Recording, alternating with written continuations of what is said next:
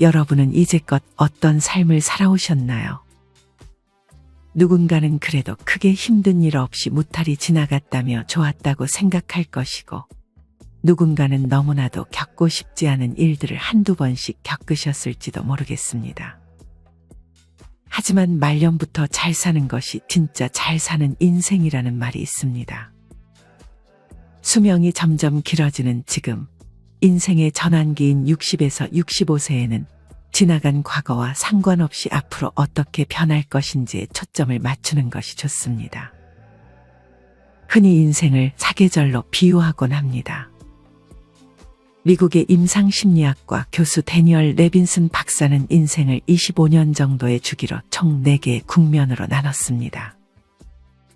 전 생애를 크게 0에서 22세의 미성년기를 나타내는 봄, 17에서 45세의 성인 초기를 나타내는 여름, 40에서 65세 중년을 나타내는 가을, 60세 이후 노년기를 나타내는 겨울로 구분했습니다.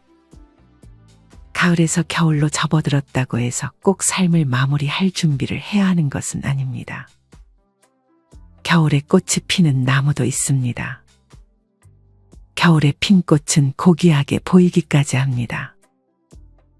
여기 이른 아침부터 정원으로 나선 70대 최 씨 할머니가 있습니다. 은퇴를 하고 나서 한동안 우울증으로 고생했던 최 씨는 밤에 잠도 잘 자지 못했습니다. 공허감과 무료함, 목표도 딱히 없었던 최 씨는 인생이 끝난 마냥 맥 빠진 하루하루를 보냈습니다. 별로 즐겁지도 않은 모임을 나가고, 항상 남편은 잔소리에 출가한 자식들은 연락도 없고, 자신이 인생을 주체적으로 살아간다는 느낌보다는 주변 환경에 휘둘린다는 느낌을 받았습니다. 나이 들어 그동안 미뤄왔던 다이어트를 하려고 먹는 것도 잘 안 먹었지만 근육만 빠지고 건강마저 별로 좋아지지 않았습니다. 하지만 이때 최 씨는 어떤 TV 방송을 보면서 예전에 정말 하고 싶었던 정원을 가꿔보자는 생각이 들었습니다. 집이 잘 사는 것은 아니었지만 뒷마당에 횡한 정원이 있었기에 귀찮아서 하지 못했던 정원 가꾸기를 할 수 있는 적기라고 생각했습니다. 그렇게 최 씨는 수년간 정원 가꾸기에 매진했습니다. 최 씨의 정원에서 먼저 얼굴을 내미는 건 노란 개나리와 지난 가을 처음으로 심어본 빨간 튤립입니다. 최 씨의 눈에는 사방이 일거리입니다. 잡초는 최 씨에게 최대의 적입니다. 이번에는 목련을 심을 채비를 하고 있습니다. 딸이 오랜만에 집으로 놀러오자 최 씨는 신나서 딸을 정원으로 데려갔습니다. 어때? 너무 예쁘네. 엄마가 다 한 거야? 그럼 백합이 향기가 참 좋아. 최 씨는 말년에 매일 설레는 하루하루를 보내고 있습니다. 최 씨는 은퇴 후 꿈도 희망도 없었습니다. 하지만 정원 가꾸기에 몰입하고 나서 인생 살만하구나를 몸으로 느끼고 있습니다. 최 씨는 또 다른 목표를 가지고 글을 배우고 있습니다. 어릴 적 글을 배우지 못한 것이 한이 되어 재작년부터 글을 본격적으로 배우기 시작했는데, 시인이 되고 싶다는 또 다른 꿈을 위해 오늘도 열심히 배우고 있습니다. 하루하루 움직이고 열심히 살다 보니 근육량도 늘어나고 잠도 잘 자고 주변 사람들에게 의지하지 않고 평안한 노후를 보내고 있습니다. 여러분은 이런 최 씨 할머니를 보며 어떤 생각이 드시나요? 이렇게 최 씨 할머니처럼 인생의 겨울인 말년이 됐다고 해서 삶을 마무리하는 것이 아닌 겨울에도 꽃이 필 수 있다는 사실을 인지하고 말년을 행복하게 보낼 수 있습니다. 오늘은 이와 관련하여 말년에도 인생을 반전시킬 수 있는 2가지 방법에 대해 알려드리겠습니다. 첫째는 사람에게 휘둘리지 않는 것입니다. 많은 사람들이 나이가 들면 할 일이 없어지기 때문에 자식이나 배우자 또는 모임 친구에게 집착하는 경향이 있습니다. 하지만 아마 많은 분들이 제일 상처를 받는 게 친구 관계나 부모 자식 관계가 아닐까 생각합니다. 친구는 특히나 시샘도 제일 많이 느끼게 합니다. 사실 나를 온전히 이해해 줄 수 있는 사람은 아무도 없습니다. 나를 지키기 위해서는 쉽게 남에게 기대서는 안 되며 내 마음을 누구보다 소중하게 생각해야 합니다. 상대방이 나와 같은 마음이기를 바라지 말고 나에 대해 어떻게 생각하는지는 그저 상대방의 몫일 뿐입니다. 누군가 내 마음을 알아주면 고마운 거고 몰라준다고 서운해할 필요도 없는 것입니다. 이렇게 내 주변 사람들에게 휘둘리는 상황 자체를 피하고 나 자신에게 집중하는 것이 노년의 인생을 반전시키는데 해야 할 가장 우선순위가 아닐까 생각합니다. 인생 전환기를 행복하게 보낼 수 있는 두 번째는 무언가에 숙달되는 것입니다. 물론 가볍게 재미삼아 무언가에 도전해 보는 것도 좋습니다. 하지만 여러분은 숙달될 정도로 무언가를 해본 적 있으신가요? 숙달이라는 말은 기술이나 하는 일에 익숙하게 통달하는 것을 의미합니다. 숙달에 이르기까지는 능숙해질 때까지 연습을 통해 익히는 숙련의 과정을 겪어야 합니다. 하나의 악기를 숙련의 악기 연주를 할 때 온몸을 바쳐 즐기는 사람을 본 적 있으신가요?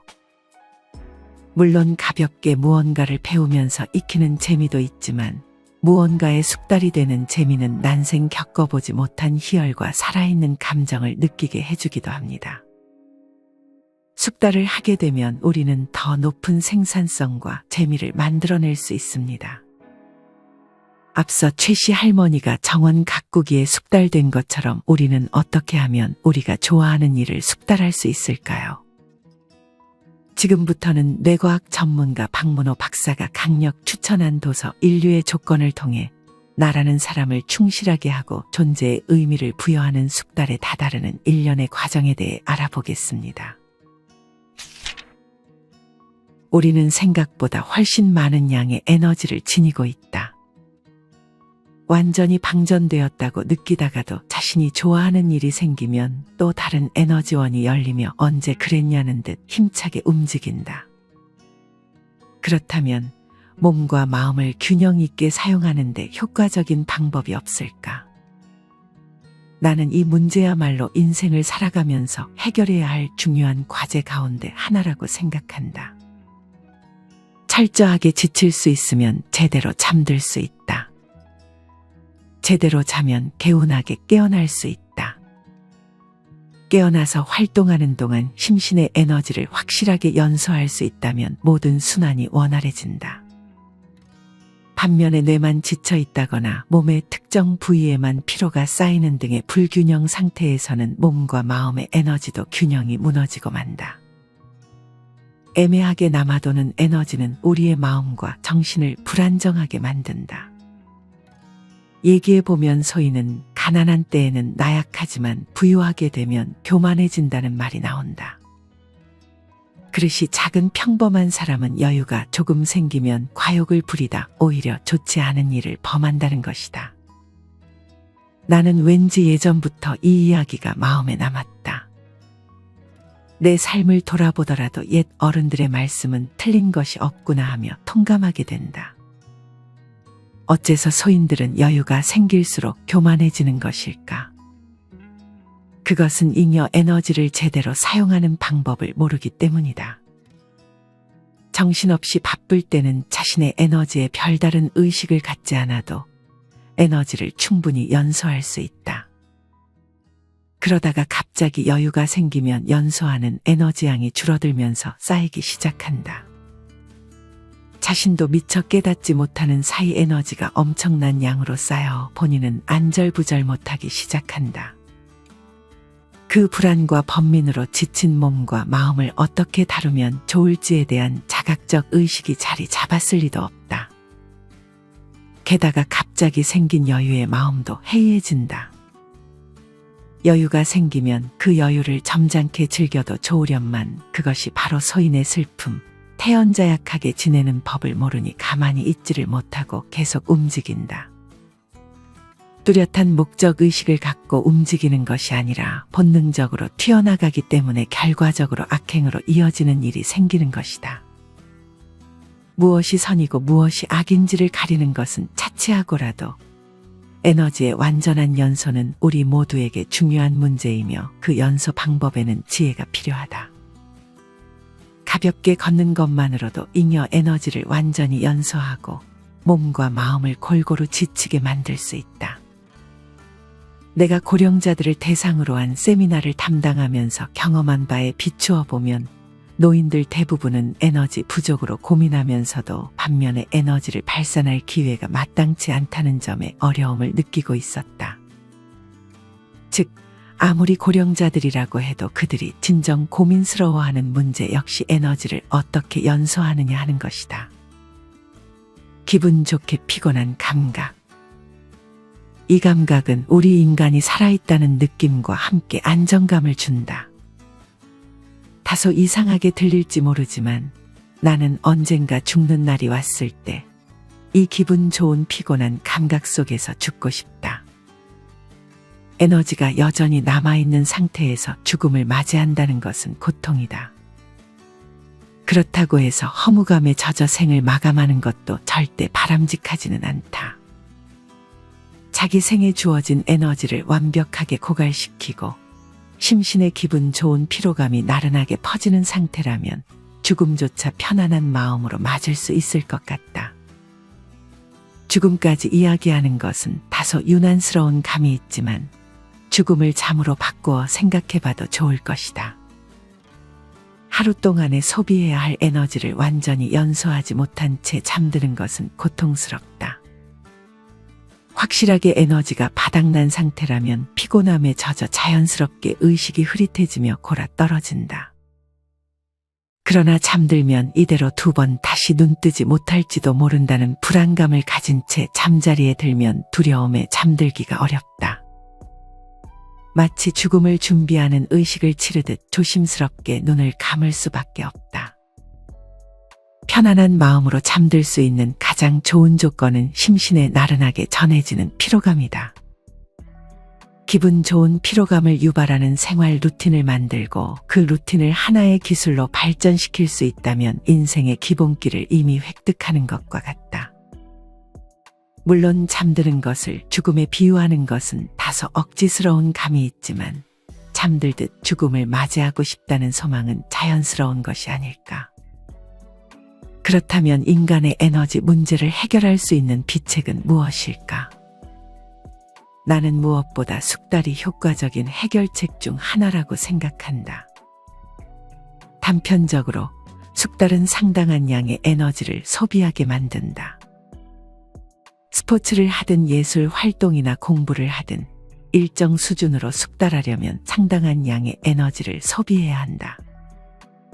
물론 숙달에 이르지 못했어도 반복적인 활동에 에너지를 소모하면 피로감을 얻을 수 있지만 그것으로는 충만함을 느낄 수 없다. 넘치는 에너지를 말끔하게 연소하고 충만한 피로감을 얻고 싶다면 숙달에 이르고 말겠다는 의지가 확실한 지름길이 될 것이다. 나는 스포츠를 상당히 좋아하는데 숙달에 이르는 데 걸리는 시간과 거기에 소모하는 에너지의 양은 실로 어마어마하다. 한창 에너지가 넘치던 고등학교 시절에는 학교 수업 시작 전에 연습하고 쉬는 시간에 도시락을 서둘러 비우고는 점심시간에 다시 운동장으로 나갔다. 그리고 방과 후에는 해가 저물도록 전체 연습을 하는 것도 모자라 한밤중에 빈 스윙 연습까지 하고서야 집에 가 잠이 들었다. 그렇게 불태우던 에너지가 내 속에 쌓였더라면 어떻게 되었을지 생각만으로도 공포스럽다. 그만큼 스포츠에 숙달하는 과정은 막대한 양의 에너지를 연소시켜 주었다. 실제로 운동을 갑자기 그만두고 나서는 기다렸다는 듯 노이로제가 찾아왔다. 숙달의 진정한 즐거움은 자신만의 기술을 몸에 배게 할 수 있다는 점이다. 처음에는 나와 전혀 인연이 없을 것 같던 기술이 연습을 통해 서서히 자신에게 스며들어와 결국에는 나와 때려야 뗄 수 없는 관계가 된다. 이러한 일련의 과정은 나라는 인간을 충실하게 해준다. 최근 들어 있는 그대로의 나 자신을 존중하는 경향이 있기는 하지만 태어날 때 존재한 그대로의 나보다 기술을 몸에 익힌 나 자신을 존중하는 편이 더 행복하지 않겠는가. 흔히 어떤 영역에서 최고의 경지에 이른 사람들은 특정 사실에 대해 공통 인식을 보인다고 한다. 한 분야에서 상당한 수준에 이른 사람은 숙달에 도달하는 보편적 권리를 제대로 터득한 사람이다. 예를 들어 주변을 둘러보면 무슨 일에든 빨리 숙달되는 사람이 있다. 이러한 사람은 운동신경이 특별히 뛰어나지 않아도 각종 스포츠에서 평균 이상의 수준까지 빠르게 도달한다. 반대로 무슨 일이든 지지부진해서 끝을 보지 못하고 쉽게 포기하는 사람도 있다. 각자 타고난 재능이 다르기 때문이라고 말하는 사람도 있겠지만 여기서 주목할 점은 절대적인 재능의 차이가 아니라는 점이다. 타고난 재능의 크기가 저마다 다르다는 사실은 부정할 수 없는 사실이다. 다만 숙달에 이르는 보편적 원리를 깨치지 못해 자신의 역량을 충분히 발휘하지 못하고 주저앉는 사람들이 안타까울 뿐이다. 숙달의 원동력이 되는 것은 바로 동경이다. 동경하는 마음이 없으면 잘하고자 하는 의지가 피어나지 않고 무언가에 능숙해지는 즐거움 자체를 경험할 수 없다. 동경하는 마음이 뿌리를 내리면 숙달의 경지에 이르고자 하는 의욕이 자연스럽게 솟아오른다. 이런저런 영역의 수준을 어느 정도 끌어올렸어도 자신에게 맞는 스타일을 알고 이를 적용하여 얻어낸 성과가 아니라면 기쁨과 성취감은 반감할 수밖에 없다. 반대로 당신에게 꼭 맞는 스타일을 찾았다면 설령 인류가 되지 못하더라도 큰 기쁨을 맛볼 수 있으며 나아가 향후 인생에서 당신만의 방식을 멋지게 펼칠 수 있을 것이다. 뛰어난 퍼포먼스를 발휘하려면 자신만의 확실한 기술이 필요하며 그 기술에 숙달하기 위해서는 시합과는 별개로 연습을 진행하는 편이 효율적이다. 체험과 연습을 통해 자신이 목표로 하는 기술의 가치나 훈련법을 자각하는 과정은 실전 경험보다 각자의 인생에 더 큰 영향을 끼친다. 숙달의 보편적 원리를 깨치기 위한 방법으로 스포츠를 선택한다면 그 종목은 선천적인 운동 능력이나 감각이 경기력을 좌우하는 종목보다는 후천적으로 갈고 닦은 기술이 경기 결과에 중요하게 작용하는 종목이 좋다. 그런 면에서 탁구는 특히 기술적인 역량이 차지하는 비중이 꽤 높은 종목이다. 축구도 기술이 중요한 스포츠지만 아무리 초보라고 해도 초등학교 축구팀과 시합을 하면 성인이 압도적으로 유리하기 마련이다. 하지만 탁구는 다르다. 성인 초보자가 기술을 제대로 익힌 초등학생에게 도전장을 내민다면 아무리 성인이라고 해도 좀처럼 이기기 쉽지 않다. 체격이나 체력만으로도 경쟁이 되는 축구와 달리 탁구는 더 많은 기술적 요소가 필요하기 때문에 본인만의 기술을 갈고 닦아야 한다는 인식이 강하다. 탁구 기술은 저마다 특색이 명확하고 그 기술을 익힌 사람과 익히지 않은 사람의 차이가 뚜렷하다. 예를 들어 백핸드 횡회전 서브를 넣을 수 있는지 없는지는 누가 봐도 명확한 사실적인 요소다. 기술 습득에 대한 인식을 공유할 수 있는 환경은 적절한 숙달 모델을 찾기 위한 환경 가운데서도 상당히 수준이 높다. 이와 반대로 수준이 낮은 환경에서는 무엇을 위해 무엇을 해야 하는지에 대한 목적의식을 찾아볼 수 없다. 자신이 익혀야 하는 기술이 무엇이며 그 기술을 터득하기 위해서는 어떤 자세로 연습에 임해야 하는가. 이에 대한 공감대가 형성되지 못한 연습 환경은 의외로 많다. 특히 전문적이고 목적의식이 강한 지도자가 없는 클럽 활동 등에서는 선배들로부터 이어 내려온 체계 없는 방법을 아무런 목적의식이 없는 상태에서 단순 반복하며 형식적인 연습에 그치기 일쑤다. 숙달은 곧 기술의 습득이다. 기술을 습득하기 위해서는 반복해서 연습하고 양적인 축적이 질적인 전환으로 이어지는 그 타이밍을 놓치지 않는 것이 중요하다.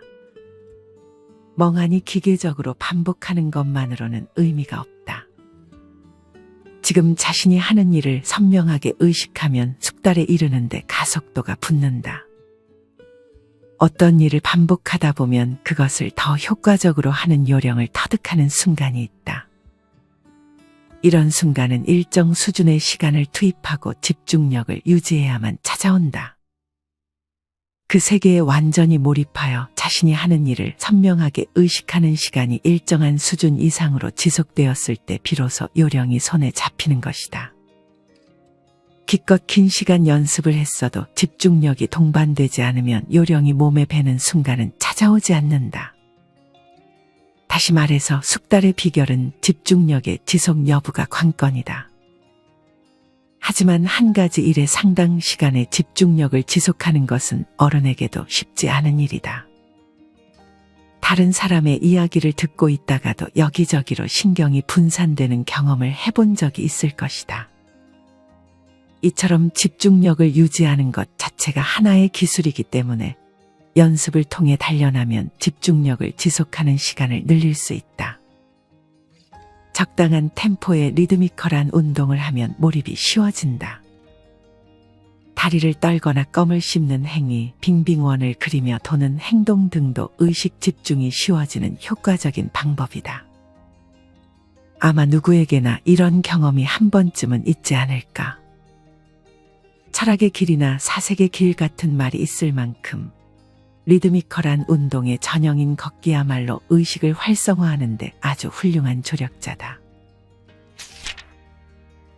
이 책에서 등장하는 숙달의 비결이란 특정 분야에 국한된 것이 아니라고 저자는 말합니다. 특정 영역의 통달한 경험을 토대로 전혀 다른 분야에도 주저없이 도전하고 적용해 보는 것, 그것이 이 책의 저자가 말하는 비결입니다. 앞서 소개해드린 최씨 할머니도 정원 가꾸기에 숙달된 경험을 바탕으로 멋진 시인의 꿈도 이루시지 않을까 생각합니다. 지금까지 도서 인류의 조건을 통해 나이 들어서도 인생의 반전을 일으킬 수 있는 우리가 원하는 것을 숙달하는 법에 대해 알려드렸습니다. 도서 인류의 조건에는 다양한 사례들과 함께 더욱 구체적으로 원하는 분야를 숙달하는 방법론에 대해서 소개합니다. 숙달이라고 해서 거창하게 생각할 필요는 없습니다. 앞서 소개드렸던 최씨 할머니처럼 정원 가꾸기나 내가 배우는 새로운 취미, 등산이나 수영 등의 운동, 혹은 글쓰기, 시쓰기 등에 숙달될 정도로 지속해보는 것도 좋습니다. 이 책과 함께 여러분이 말년을 그냥 흘려보내는 것이 아닌 배움을 멈추지 않고 끊임없이 도전해보는 것은 어떨까요? 이상으로 오늘의 영상을 마치겠습니다. 우리 모든 구독자분들의 행복한 여생을 응원합니다. 다음에 더 좋은 내용으로 찾아뵙겠습니다. 감사합니다.